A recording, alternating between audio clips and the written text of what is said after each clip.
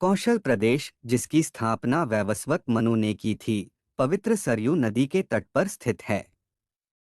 सुंदर एवं समृद्ध अयोध्या नगरी इस प्रदेश की राजधानी है। वैवस्वत मनु के वंश में अनेक शूरवीर, पराक्रमी, प्रतिभाशाली तथा यशस्वी राजा हुए, जिनमें से राजा दशरथ भी एक थे। राजा दशरथ वेदों के मर्मज्ञ, धर्मप्राण, दयालु, रणकुशल और प्रजापालक थे।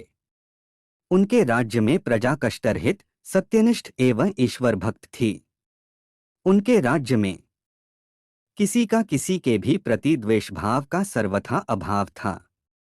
एक दिन दर्पण में अपने कृष्णवर्ण केशों के मध्य एक श्वेत रंग के केश को देखकर महाराज दशरथ विचार करने लगे कि अब मेरे यौवन के दिनों का अंत निकट है और अब तक मैं निःसंतान हूँ। मेरा वंश आगे कैसे बढ़ेगा तथा किसी उत्तराधिकारी के अभाव में राज्य का क्या होगा। इस प्रकार विचार करके उन्होंने पुत्र प्राप्ति हेतु पुत्रेष्ठी यज्ञ करने का संकल्प किया। अपने कुलगुरु वशिष्ठ जी को बुलाकर उन्होंने अपना मंतव्य बताया तथा यज्ञ के लिए उचित विधान बताने की प्रार्थना की। उनके विचारों को उचित तथा युक्तियुक्त जानकर गुरु वशिष्ठ जी बोले, हे राजन, पुत्रेष्ठी यज्ञ करने से अवश्य ही आपकी मनोकामना पूर्ण होगी, ऐसा मेरा विश्वास है। अतः आप शीघ्रातिशीघ्र अश्वमेध यज्ञ करने तथा इसके लिए एक सुंदर श्यामकर्ण अश्व छोड़ने की व्यवस्था करें। गुरु वशिष्ठ की मंत्रणा के अनुसार शीघ्र ही महाराज दशरथ ने सरयू नदी के उत्तरी तट पर सुसज्जित एवं अत्यंत मनोरम यज्ञशाला का निर्माण करवाया तथा मंत्रियों और सेवकों को सारी व्यवस्था करने की आज्ञा देकर महाराज दशरथ ने रनिवास में जाकर अपनी तीनों रानियों कौशल्या, कैकेयी और सुमित्रा को यह शुभ समाचार सुनाया। महाराज के वचनों को सुनकर सभी रानियां प्रसन्न हो गईं। मंत्रीगणों तथा सेवकों ने महाराज की आज्ञानुसार श्यामकर्ण घोड़ा चतुरंगिनी सेना के साथ छुड़वा दिया। महाराज दशरथ ने देश देशांतर के मनस्वी, तपस्वी, विद्वान ऋषिमुनियों तथा वेदविज्ञ प्रकांड पंडितों को यज्ञ संपन्न कराने के लिए बुलावा भेज दिया। निश्चित समय आने पर समस्त अभ्यागतों के साथ महाराज दशरथ अपने गुरु वशिष्ठ जी तथा अपने परम मित्र अंग देश के अधिपति लोकपाद के जामातारिन ऋषि को लेकर यज्ञ मंडप में पधारे। इस प्रकार महान यज्ञ का विधिवत शुभारंभ किया गया। संपूर्ण वातावरण वेदों की ऋचाओं के उच्च स्वर में पाठ से गूंजने तथा समिधा की सुगंध से महकने लगा। समस्त पंडितों, ब्राह्मणों, ऋषियों आदि को यथोचित धनधान्य, गौ आदि भेंट करके सादर विदा करने के साथ यज्ञ की समाप्ति हुई। राजा दशरथ ने यज्ञ के प्रसाद चरा को अपने महल में ले जाकर अपनी तीनों रानियों में वितरित कर दिया। प्रसाद ग्रहण करने के परिणामस्वरूप परमपिता परमात्मा की कृपा से तीनों रानियों ने गर्भधारण किया। जब चैत्र मास के शुक्ल पक्ष की नवमी तिथि को पुनर्वसु नक्षत्र में सूर्य, मंगल, शनि, बृहस्पति तथा शुक्र अपने अपने उच्च स्थानों में विराजमान थे, कर्क लग्न का उदय होते ही महाराज दशरथ की बड़ी रानी कौशल्या के गर्भ से एक शिशु का जन्म हुआ, जो कि श्यामवर्ण, अत्यंत तेजोमय, परम कांतिवान तथा अद्भुत सौंदर्यशाली था। उस शिशु को देखने वाले ठगे से रह जाते थे। इसके पश्चात शुभ नक्षत्रों और शुभ घड़ी में महारानी कैकेयी के एक तथा तीसरी रानी सुमित्रा के दो तेजस्वी पुत्रों का जन्म हुआ। संपूर्ण राज्य में आनंद मनाया जाने लगा। महाराज के चार पुत्रों के जन्म के उल्लास में गंधर्व गान करने लगे और अप्सराएं नृत्य करने लगीं। देवता अपने विमानों में बैठकर पुष्प वर्षा करने लगे। महाराज ने उन्मुक्त हस्त से राजद्वार पर आए हुए भाट, चारण तथा आशीर्वाद देने वाले ब्राह्मणों और याचकों को दान दक्षिणा दी। पुरस्कार में प्रजाजनों को धनधान्य तथा दरबारियों को रत्न, आभूषण तथा उपाधियां प्रदान किया गया। चारों पुत्रों का नामकरण संस्कार महर्षि वशिष्ठ के द्वारा कराया गया तथा उनके नाम रामचंद्र, भरत, लक्ष्मण और शत्रुघ्न रखे गए। आयु बढ़ने के साथ ही साथ रामचंद्र गुणों में भी अपने भाइयों से आगे बढ़ने तथा प्रजा में अत्यंत लोकप्रिय होने लगे। उनमें अत्यंत विलक्षण प्रतिभा थी, जिसके परिणामस्वरूप अल्पकाल में ही वे समस्त विषयों में पारंगत हो गए। उन्हें सभी प्रकार के अस्त्र शस्त्रों को चलाने तथा हाथी, घोड़े एवं सभी प्रकार के वाहनों की सवारी में उन्हें असाधारण निपुणता प्राप्त हो गई। वे निरंतर माता पिता और गुरुजनों की सेवा में लगे रहते थे। उनका अनुसरण शेष तीन भाई भी करते थे। गुरुजनों के प्रति जितनी श्रद्धा भक्ति इन चारों भाइयों में थी, उतना ही उनमें परस्पर प्रेम और सौहार्द भी था। महाराज दशरथ का हृदय अपने चारों पुत्रों को देखकर गर्व और आनंद से भर उठता था।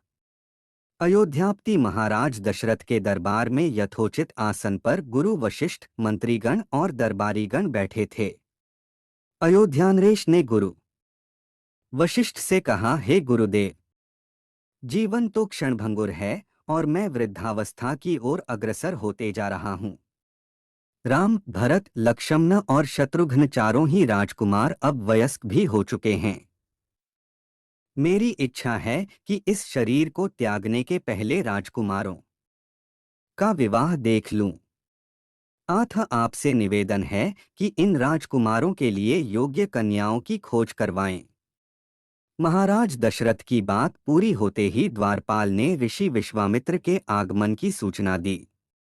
स्वयं राजा दशरथ ने द्वार तक जाकर विश्वामित्र की अभ्यर्थना की और आदरपूर्वक उन्हें दरबार के अंदर ले आए तथा गुरु वशिष्ठ के पास ही आसन देकर उनका यथोचित सत्कार किया।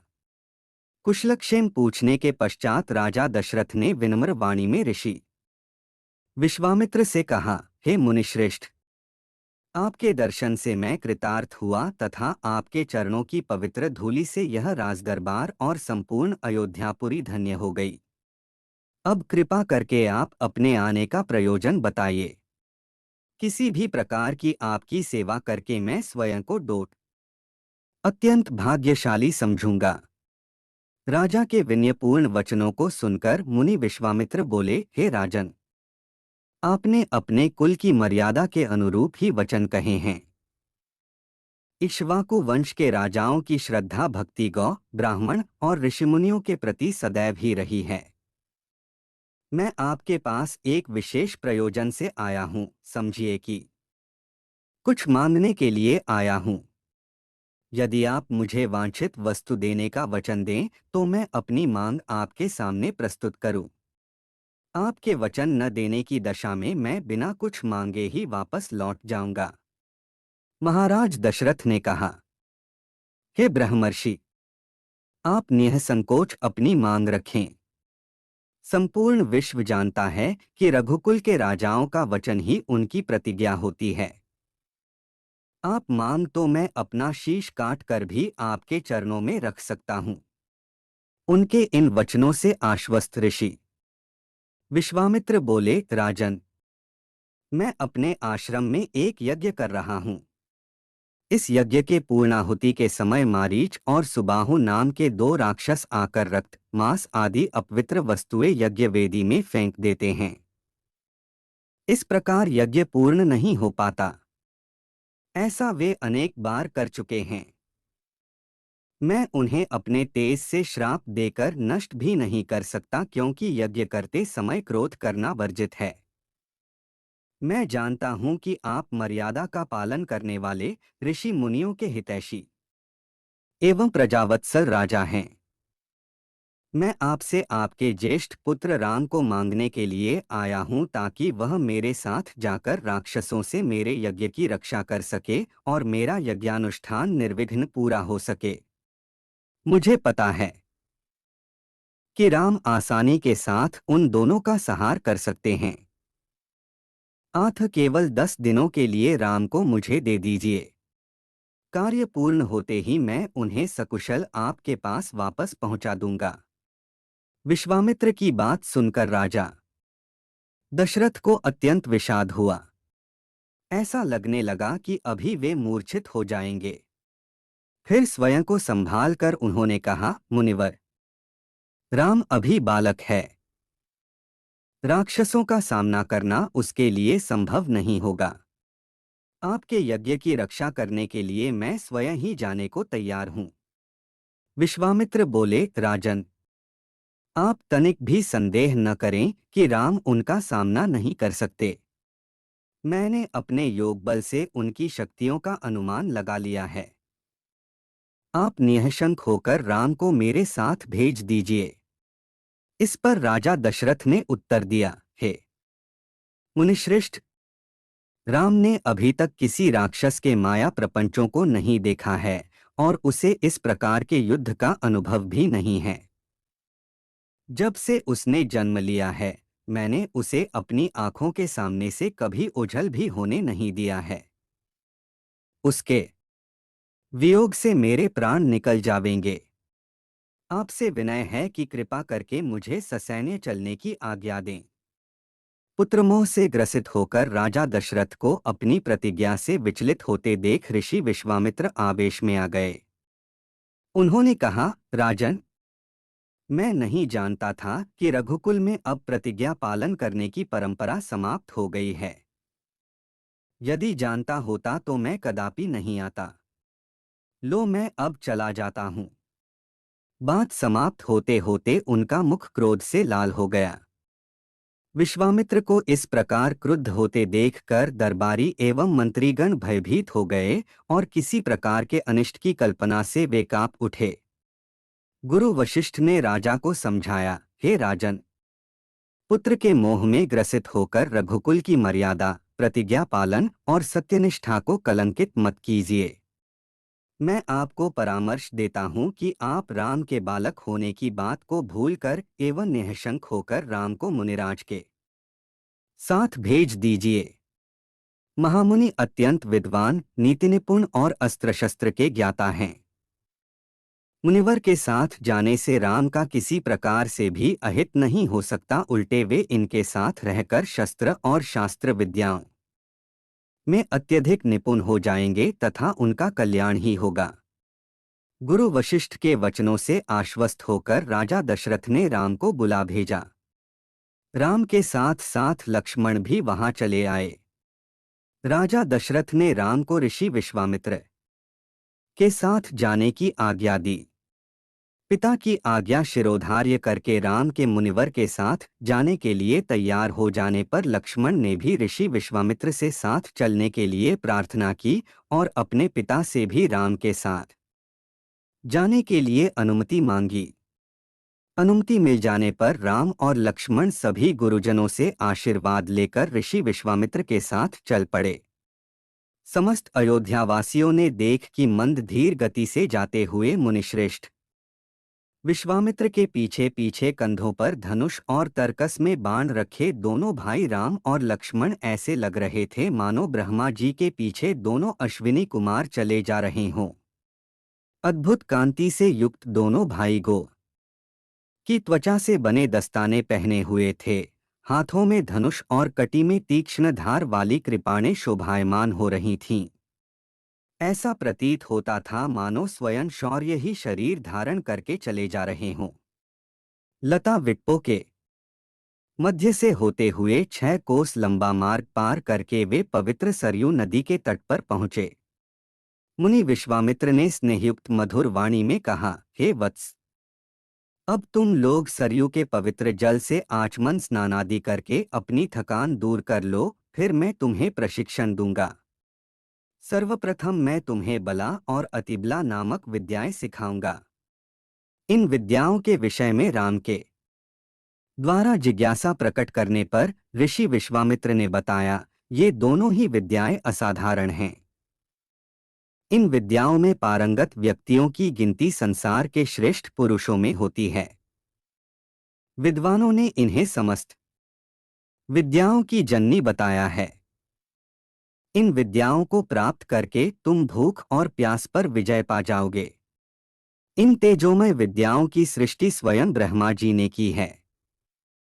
इन विद्याओं को पाने का अधिकारी समझकर मैं तुम्हें इन्हें प्रदान कर रहा हूं। राम और लक्ष्मण के स्नानादि से निवृत्त होने के पश्चात विश्वामित्र जी ने उन्हें इन विद्याओं की दीक्षा दी। इन विद्याओं के प्राप्त हो जाने पर उनके मुखमंडल पर अद्भुत कांति आ गई। तीनों ने सरयू तट पर ही विश्राम किया। गुरु की सेवा करने के पश्चात दोनों भाई तृणशय्याओं पर सो गए। दूसरे दिन ब्राह्म मुहूर्त में निद्रा त्याग कर मुनि विश्वामित्र तृणशय्याओं पर विश्राम करते हुए राम और लक्ष्मण के पास जाकर बोले, हे राम और लक्ष्मण, जागो, रात्रि समाप्त हो गई है। कुछ ही काल में प्राची में भगवान भुवन भास्कर उदित होने वाले हैं। जिस प्रकार वे अंधकार का नाश कर समस्त दिशाओं में प्रकाश फैलाते हैं, उसी प्रकार तुम्हें भी अपने पराक्रम से राक्षसों का विनाश करना है। नित्य कर्म से निवृत्त हो संध्या उपासना करो। अग्निहोत्रादि से देवताओं को प्रसन्न करो। आलस्य को त्यागो और शीघ्र उठ जाओ, क्योंकि अब सोने का समय नहीं है। गुरु की आज्ञा प्राप्त होते ही दोनों भाइयों ने शय्या त्याग दिया और नित्य कर्म एवं स्नानाध्यान आदि से निवृत्त होकर मुनिवर के साथ गंगा तट की ओर चल दिए। वे गंगा और सरयू के संगम, जहाँ पर ऋषिमुनियों तथा तपस्वियों के शांत सुंदर आश्रम बने हुए थे, पर पहुँचे। एक अत्यधिक सुंदर आश्रम को देखकर रामचंद्र ने गुरु विश्वामित्र से पूछा, हे गुरुवर, यह परम रमणीक आश्रम किन महर्षि का निवास स्थान है? राम के प्रश्न के उत्तर में ऋषि विश्वामित्र ने बताया, हे राम, यह एक विशेष आश्रम है। पूर्व काल में कैलाशपति महादेव ने यहाँ घोर तपस्या की थी। संपूर्ण विश्व उनकी तपस्या को देखकर विचलित हो उठा था। उनकी तपस्या से देवराज इंद्र भयभीत हो गए और उन्होंने शंकर जी के तप को भंग करने का निश्चय किया। इस कार्य के लिए उन्होंने कामदेव को नियुक्त कर दिया। भगवान शिव पर कामदेव ने एक के बाद एक कई बाण छोड़े, जिससे उनकी तपस्या में बाधा पड़ी। क्रुद्ध होकर महादेव ने अपना तीसरा नेत्र खोल दिया। उस तीसरे नेत्र की तेजोमयी ज्वाला से जलकर कामदेव भस्म हो गए। देवता होने के कारण कामदेव की मृत्यु नहीं हुई, केवल शरीर ही नष्ट हुआ। इस प्रकार अंग नष्ट हो जाने के कारण उसका नाम अनंग हो गया और इस स्थान का नाम अंगदेश पड़ गया। यह भगवान शिव का आश्रम है, किंतु भगवान शिव के द्वारा यहाँ पर कामदेव को भस्म कर देने के कारण इसे कामदेव का आश्रम भी कहते हैं। गुरु विश्वामित्र की आदेशानुसार सभी ने वहीं रात्रि विश्राम करने का निश्चय किया। राम और लक्ष्मण दोनों भाइयों ने वन से कंदमूल फल लाकर मुनिवर को समर्पित किए और गुरु के साथ दोनों भाइयों ने प्रसाद ग्रहण किया। तत्पश्चात स्नान, संध्या, उपासना आदि से निवृत्त होकर राम और लक्ष्मण गुरु विश्वामित्र से अनेक प्रकार की कथाएं तथा धार्मिक प्रवचन सुनते रहे। अंत में गुरु की यथोचित सेवा करने के पश्चात आज्ञा पाकर वे परम पवित्र गायत्री मंत्र का जाप करते हुए तृणशय्याओं पर जा विश्राम करने लगे। स्त्री के रूप में ताड़का एक घोर पाप है और पाप को नष्ट करने में कोई पाप नहीं होता। हे राम, तुम इस पापिनी का संहार कर दो। प्रातःकाल स्नान, संध्योपासनादि कार्यों से निवृत्त होकर राम और लक्ष्मण गुरु विश्वामित्र के साथ सरिता तट पर पहुँचे।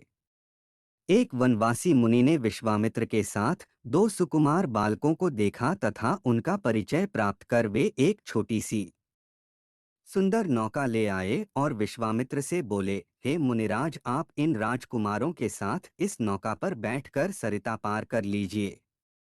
विश्वामित्र जी ने उस मुनि को धन्यवाद दिया और राम तथा लक्ष्मण के साथ नौका पर सवार हो गए। इस प्रकार वे सागर से मिलन की आतुरता में कलकलनाद के साथ दौड़ती जा रही उस नदी को पार कर गए। नदी के उस पार एक भयानक वन था। उस वन को देखकर राम बोले, गुरुदेव, यह वन तो बड़ा भयंकर है। सभी ओर से सिंह, व्याघ्र आदि हिंसक पशुओं के दहाड़ने और हाथियों के चिंघाड़ने की ध्वनि आ रही हैं।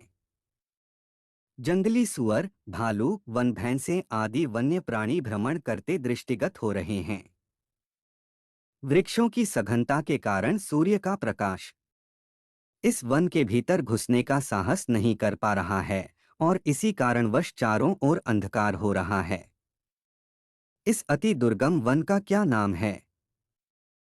राम के इस प्रश्न का उत्तर विश्वामित्र ने इस प्रकार दिया। हे राघव, पूर्व काल में इस स्थान में वन न होकर मलदा और करुप नाम के दो बड़े समृद्ध राज्य हुआ करते थे। दोनों ही राज्य ऊंची ऊंची अट्टालिकाओं, वीथिकाओं तथा सुंदर पथों से सुशोभित थे तथा धनधान्य और समृद्धि से परिपूर्ण थे। दूर दूर के व्यापारी यहाँ पर व्यापार करने आया करते थे। किंतु ताड़का नामक एक यक्ष कन्या ने उन दोनों राज्यों का विनाश कर दिया। ऋषि विश्वामित्र ने आगे बताया, ताड़का कोई साधारण स्त्री न होकर सुंद नाम के राक्षस की पत्नी और मारीच नामक राक्षस की माता है।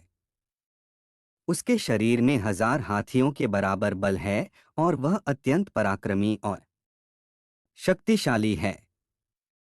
इस प्रदेश को नष्ट करने के पश्चात ताड़का ने अपने पुत्र मारीच के साथ मिलकर यहाँ के समस्त निवासियों को मारकर खा डाला। अब उनके भय से यहाँ दो दो कोस दूर तक किसी मनुष्य की परछाई भी दिखाई नहीं देती। भूलवश यदि कोई यहाँ आ भी जाए तो जीवित नहीं लौट पाता। उसी ताड़का का संहार करने के लिए ही मैं तुम्हें यहाँ लाया हूँ। राम ने आश्चर्य से पूछा, गुरुदेव, स्त्रियां तो कोमल और दुर्बल होती हैं, फिर ताड़का में 1000 हाथियों का बल कैसे आ गया? ऐसा प्रतीत होता है कि अवश्य कुछ न कुछ रहस्य है। विश्वामित्र बोले, वत्स, तुम्हारा कथन सत्य है और वास्तव में इसके पीछे एक रहस्य है। सुकेतु नाम का एक अत्यंत बलवान यक्ष था। वह संतानहीन था। आठ संतान प्राप्ति के उद्देश्य से उसने ब्रह्मा जी की कठोर तपस्या की। उसकी तपस्या से प्रसन्न होकर ब्रह्मा जी ने उसे संतान होने का वरदान दे दिया। परिणामस्वरूप ताड़का का जन्म हुआ। सुकेतु के द्वारा ताड़का के अत्यंत बली होने का वर मांगने पर ब्रह्मा जी ने उसके शरीर में 1000 हाथियों का बल दे दिया। विवाह योग्य आयु होने पर सुकेतु ने ताड़का का विवाह सुंद नामक राक्षस से कर दिया और उससे मारीच का जन्म हुआ। मारीच भी अपनी माता के समान बलवान और पराक्रमी था। वह सुंद राक्षस का पुत्र होकर भी स्वयं राक्षस नहीं था, किंतु बाल्यकाल में वह बहुत उपद्रवी था। ऋषि मुनियों को अकारण कष्ट दिया करता था। उसके उपद्रवों से त्रस्त होकर एक दिन अगस्त्य मुनि ने उसे राक्षस हो जाने का शाप दे दिया। अपने पुत्र के राक्षस गति प्राप्त हो जाने से सुंद अत्यंत क्रोधित हो गया और अगस्त्य ऋषि को मारने दौड़ा। इस पर अगस्त्य ऋषि ने शाप देकर सुंद को तत्काल भस्म कर दिया। अपने पति की मृत्यु का बदला लेने के लिए ताड़का भी अगस्त्य ऋषि पर झपटी। इस पर अगस्त्य ऋषि ने शाप देकर ताड़का के सौंदर्य को नष्ट कर दिया और वह अत्यंत कुरूप हो गई। अपनी कुरूपता को देखकर और अपने पति की मृत्यु का बदला लेने के लिए ताड़का ने अगस्त्य मुनि के आश्रम को नष्ट करने का संकल्प किया है। आठ, हे राम, मैं तुम्हें आज्ञा देता हूँ कि तुम ताड़का का वध करो। तुम्हारे अतिरिक्त इसका वध कोई भी नहीं कर सकता। अपने मन से यह विचार निकाल दो कि यह स्त्री है और स्त्री का वध मैं कैसे करूं। स्त्री के रूप में यह एक घोर पाप है और पाप को नष्ट करने में कोई पाप नहीं होता। समस्त संशय को त्याग कर मेरी आज्ञा से तुम इस पापिनी का संहार कर दो। राम ने कहा, गुरुदेव, आपकी आज्ञा मुझे शिरोधार्य है। समस्त मानवों के कल्याण के लिए मैं अवश्य ही ताड़का का वध करूंगा। इतना कहकर राम ने अपने धनुष पर बाण रखकर उसकी प्रत्यंचा को कान तक खींचकर भयंकर टंकार किया। टंकार से उत्पन्न ध्वनि से समस्त वन प्रांत गुंजायमान हो उठा। वन्य प्राणी भयभीत होकर इधर उधर भागने लगे। इस प्रकार की अप्रत्याशित खलबली मची देखकर ताड़का क्रोध से भर उठी। धनुष ताने राम को देखते ही इस विचार से कि कोई अपरिचित कुमार उसके साम्राज्य पर आधिपत्य करना चाहता है, वह क्रोध से पागल हो गई। राम पर आक्रमण करने के लिए वह तीव्र गति से उन पर झपटी। ताड़का को अपनी ओर आते देखकर राम ने लक्ष्मण से कहा, हे सौमित्र, ताड़ के वृक्ष जैसी विशाल और विकराल मुख वाली इस राक्षसी का शरीर कितना कुरूप है। इसकी मुख मुद्रा देखकर ही प्रतीत होता है कि यह बड़ी हिंसक है और निरीह प्राणियों की हत्या करके उनका रक्तपान करने में इसे बहुत आनंद आता होगा। तुम एक तरफ सावधान होकर खड़े हो जाओ और देखो कि कैसे इसे मैं अभी यमलोक भेजता हूँ। विकराल देहधारिणी। ताड़का अपने बड़े बड़े दांत चमकाती भुजाओं को फैलाए हुए द्रुतगामी बिजली की तरह राम और लक्ष्मण पर अत्यंत तीव्रता के साथ झपटी। राम इस भयंकर आक्रमण के लिए पहले से ही तत्पर थे। उन्होंने तीक्ष्ण बाण चला कर उसके हृदय को छलनी कर दिया। उसके वक्षस्थल से गर्म गर्म रक्त की धारा प्रवाहित हो उठी। वह आक्रमण करने के लिए पुनः टूट पड़े, इससे पूर्व ही राम ने एक और बाण चला दिया जो सीधे उसके वक्ष में जाकर लगा। वह पीड़ा से चीखती हुई चक्कर खाकर भूमि पर गिर पड़ी और अगले ही क्षण उसके प्राण पखेरु उड़ गए। राम के इस रण कौशल और ताड़का की मृत्यु से ऋषि विश्वामित्र अत्यंत प्रसन्न हुए। उनके मुख से रामचंद्र के लिए आशीर्वचन निकलने लगे। गुरु की आज्ञा से वहीं पर सभी ने रात्रि व्यतीत किया। प्रातःकाल उन्होंने देखा कि ताड़का के आतंक से मुक्ति पा जाने के कारण उस वन की भयंकरता और विकरालता समाप्त हो चुकी है। कुछ समय तक उस वन की शोभा निहारने के उपरांत स्नान पूजन से निवृत्त होकर वे महर्षि विश्वामित्र के आश्रम की ओर चल पड़े। मार्ग में एक सुरमय सरोवर दृष्टिगत हुआ। सरोवर के तट पर रुककर विश्वामित्र कहा, हे राम, ताड़का का वध करके तुमने बहुत बड़ा मानव कल्याण का कार्य किया है। मैं तुम्हारे इस कार्य, पराक्रम एवं चातुर्य से अत्यधिक प्रसन्न हूँ। मैं तुम्हें कुछ ऐसे दुर्लभ अस्त्र प्रदान करता हूँ जिनकी सहायता से तुम दुर्गमनीय देवताओं, राक्षसों, यक्षों, नागादिकों को भी परास्त कर सकोगे। ये दंडचक्र, धर्मचक्र, कालचक्र और इंद्रचक्र नामक अस्त्र हैं। इन्हें तुम धारण करो। इनके धारण करने के पश्चात तुम किसी भी शत्रु को परास्त करने का सामर्थ्य प्राप्त कर लोगे।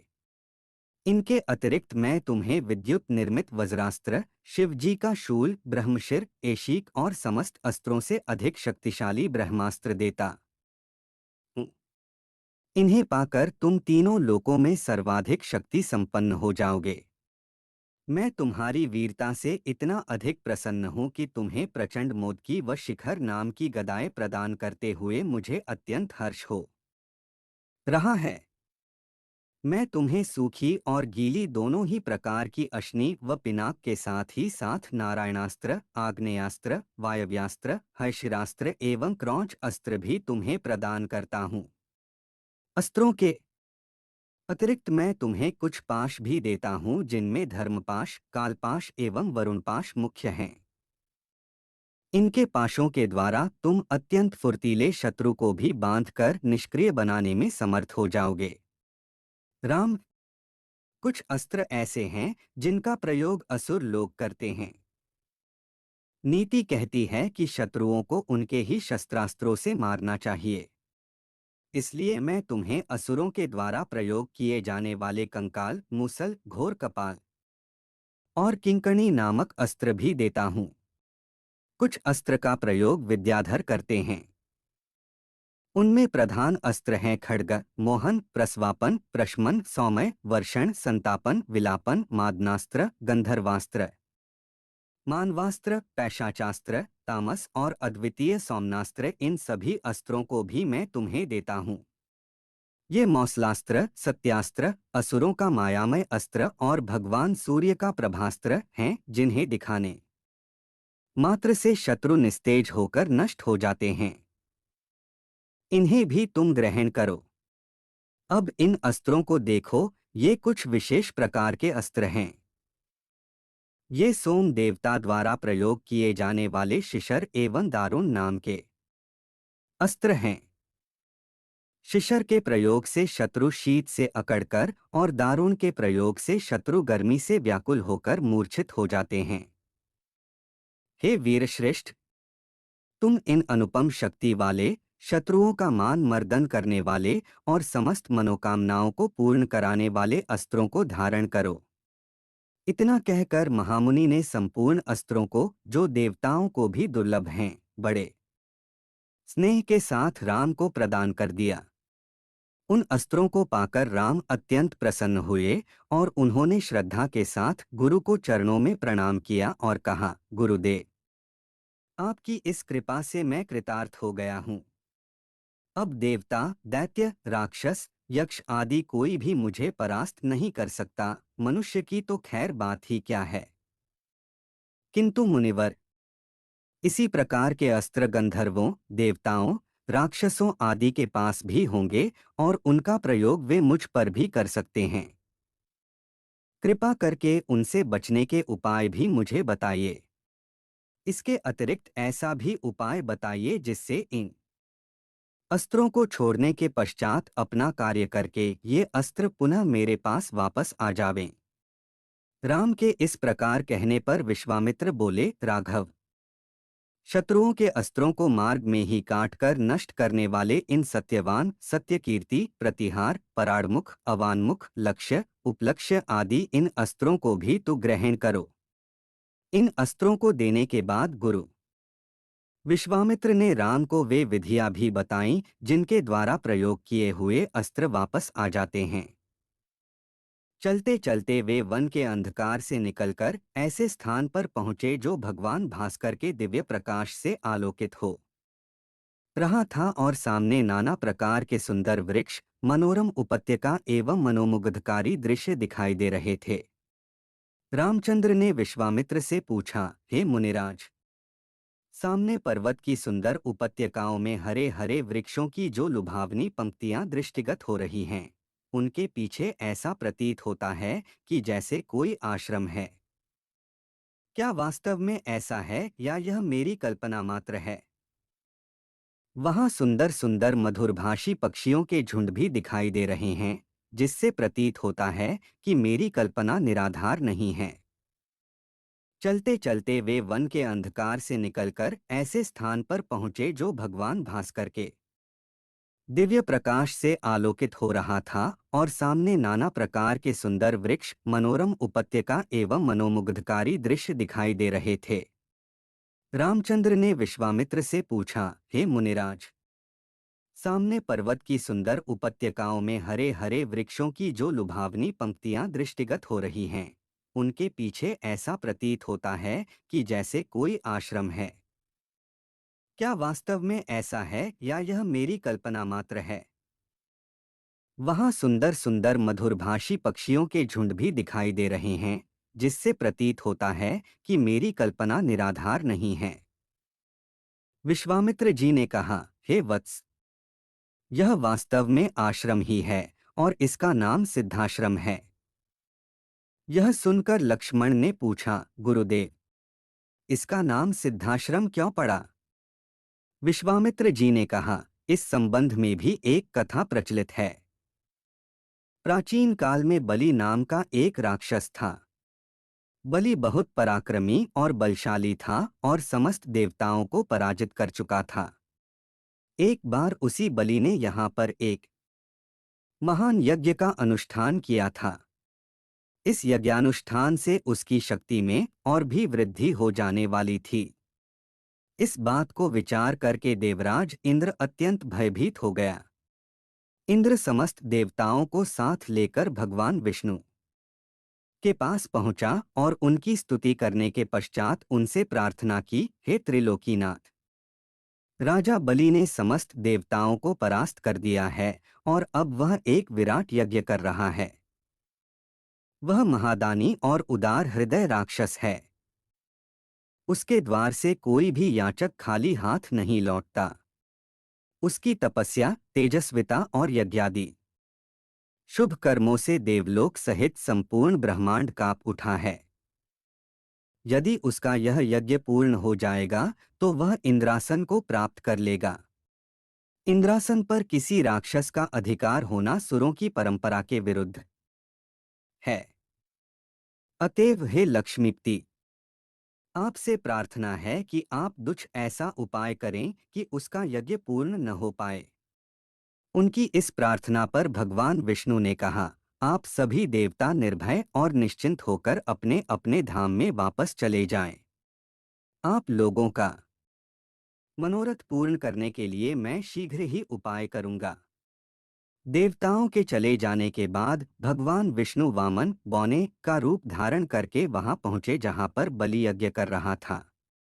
इस बौने किंतु परम तेजस्वी ब्राह्मण से राजा बलि अत्यधिक प्रभावित हुए और बोले, विप्रवर, आपका स्वागत है। आज्ञा कीजिए, मैं आपकी क्या सेवा कर सकता हूँ?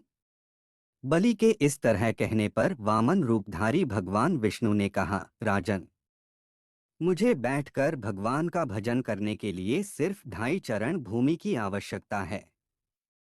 इस पर राजा बलि ने प्रसन्नता पूर्वक वामन को 2.5 चरण भूमि नापने की अनुमति दे दी।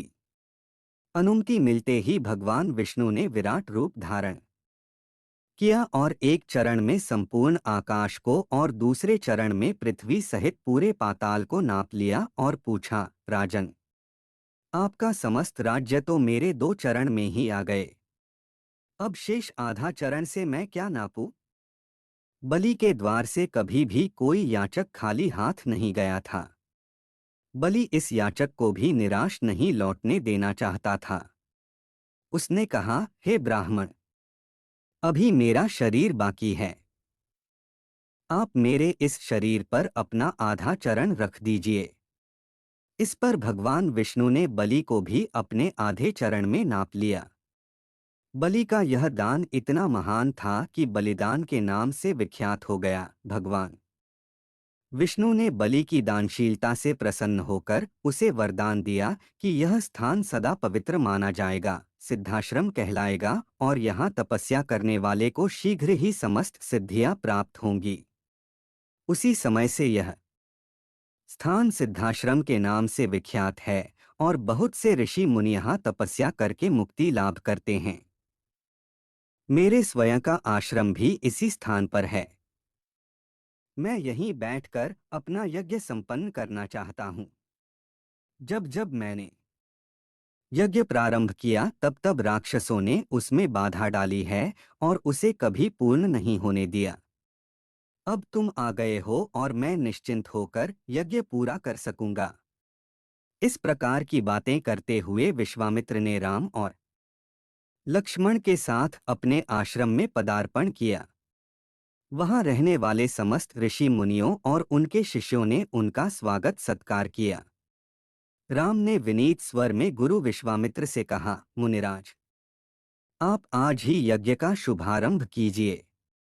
मैं आपको विश्वास दिलाता हूं कि मैं आपके यज्ञ की रक्षा करते हुए इस पवित्र प्रदेश को राक्षसों से मुक्त कर दूंगा। राम के इन वचनों को सुनकर विश्वामित्र यज्ञ सामग्री एकत्रित करने में जुट गए। दूसरे दिन ब्राह्म मुहूर्त में उठकर तथा नित्य कर्म और संध्या उपसना आदि निवृत्त होकर राम और लक्ष्मण गुरु विश्वामित्र के पास जाकर बोले, गुरुदेव, कृपा करके हमें यह बताइए कि राक्षस यज्ञ में विघ्न डालने के लिए किस समय आते हैं। यह हम इसलिए जानना चाहते हैं कि कहीं ऐसा न हो कि हमारे अनजाने में ही वे आकर उपद्रव मचाने लगें। दशरथ के वीर पुत्रों के इन उत्साह भरे इन वचनों को सुनकर वहां पर उपस्थित समस्त ऋषिमुनि अत्यंत प्रसन्न हुए और बोले, हे रघुकुल भूषण राजकुमारों, यज्ञ की रक्षा करने के लिए तुमको आज से 6 दिनों तथा रात्रियों तक पूर्ण रूप से सावधान मुद्रा में और सजग रहना होगा। इन 6 दिनों में विश्वामित्र जी मौन होकर यज्ञ करेंगे। इस समय भी वे तुम्हारे किसी भी प्रश्न का उत्तर नहीं देंगे क्योंकि वे यज्ञ की दीक्षा ले चुके हैं। सूचना पाकर राम और लक्ष्मण दोनों भाई अपने समस्त शस्त्रास्त्रों से सुसज्जित होकर यज्ञ की रक्षा में तत्पर हो गए। 5 दिन और 5 रात्रि तक वे निरंतर बिना किसी विश्राम के सतर्कता के साथ यज्ञ की रक्षा करते रहे, किंतु इस अवधि में किसी भी प्रकार की विघ्न बाधा नहीं आई।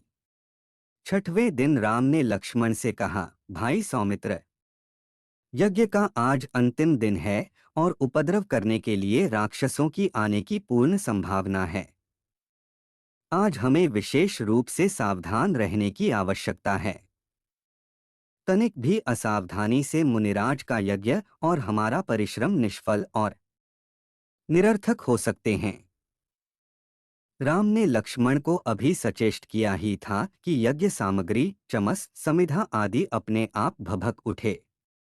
आकाश से ऐसी ध्वनि आने लगी जैसे मेघ गरज रहे हों और सैकड़ों बिजलियां तड़क रही हों।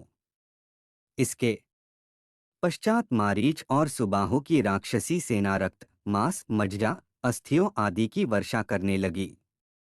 रक्त गिरते देखकर राम ने उपद्रवकारियों पर एक खोजपूर्ण दृष्टि डाली।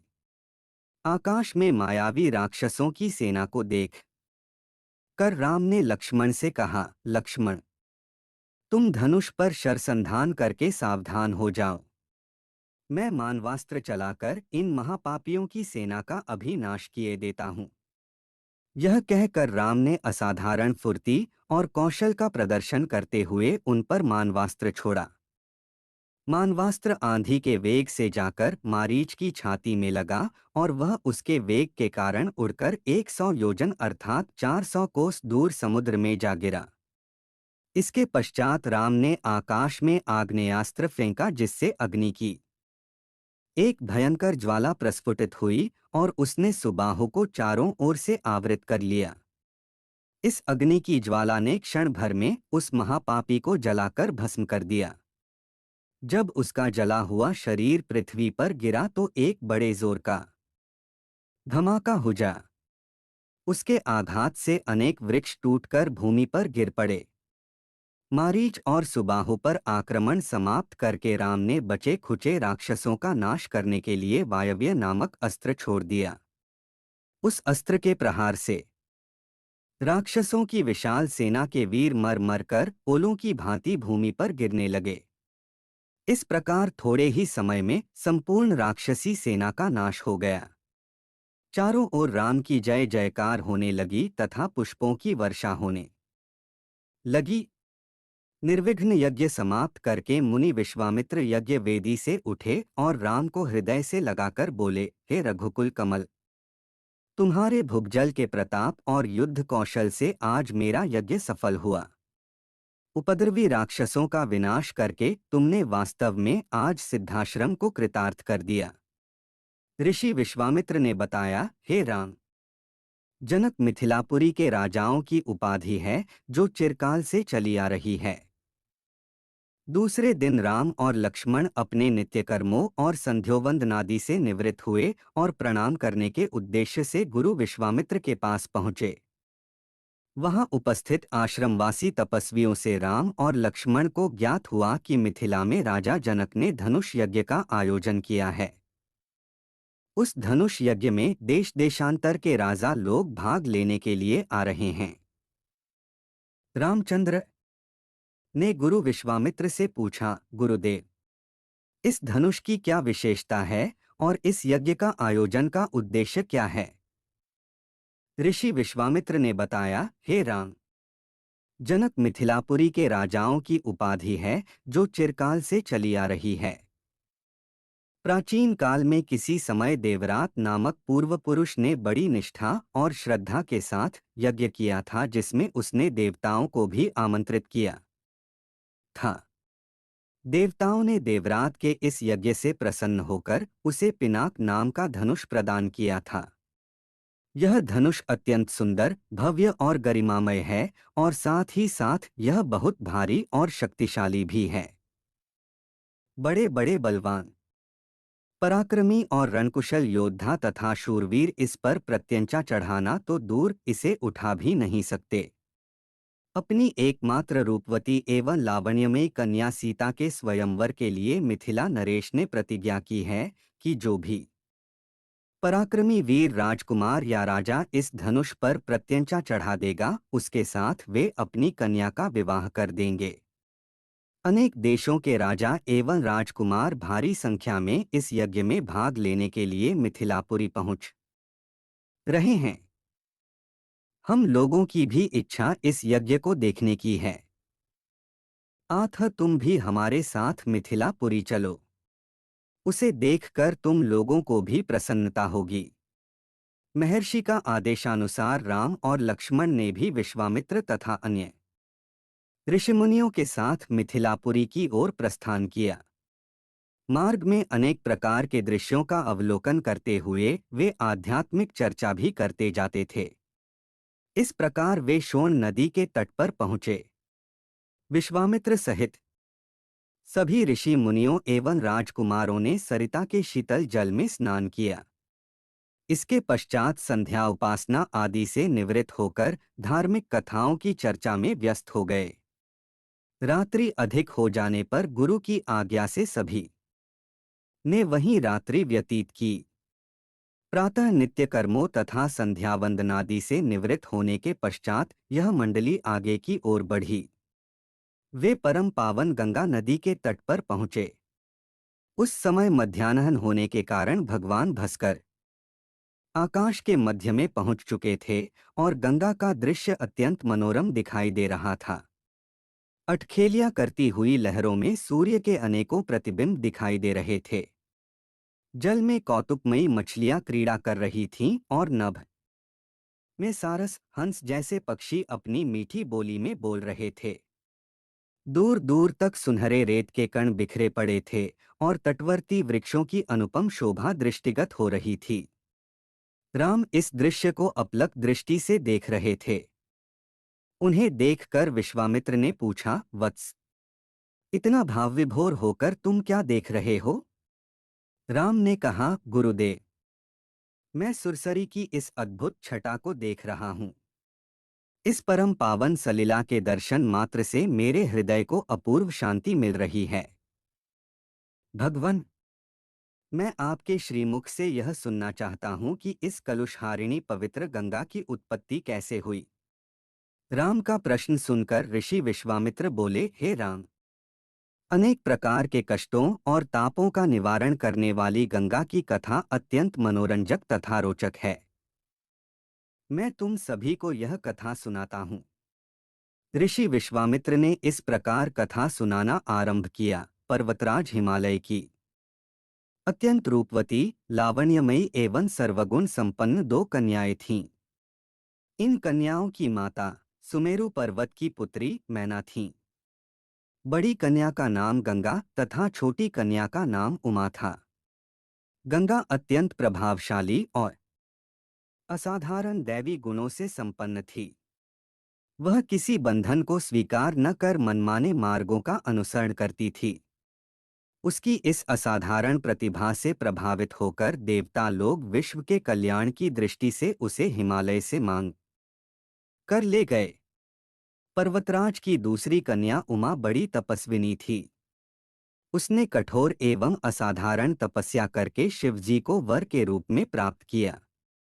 विश्वामित्र के इतना कहने पर राम ने कहा, हे भगवन, जब गंगा को देवता लोग सुरलोक ले गए तो वह पृथ्वी पर कैसे अवतरित हुई और गंगा को त्रिपथगा क्यों कहते हैं?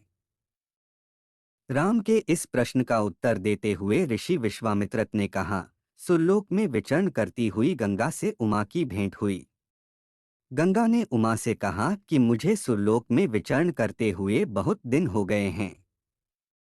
मेरी इच्छा है कि मैं अपनी मातृभूमि पृथ्वी पर विचरण करूं। उमा ने गंगा आश्वासन दिया कि वे इसके लिए कोई प्रबंध करने का प्रयत्न करेंगी।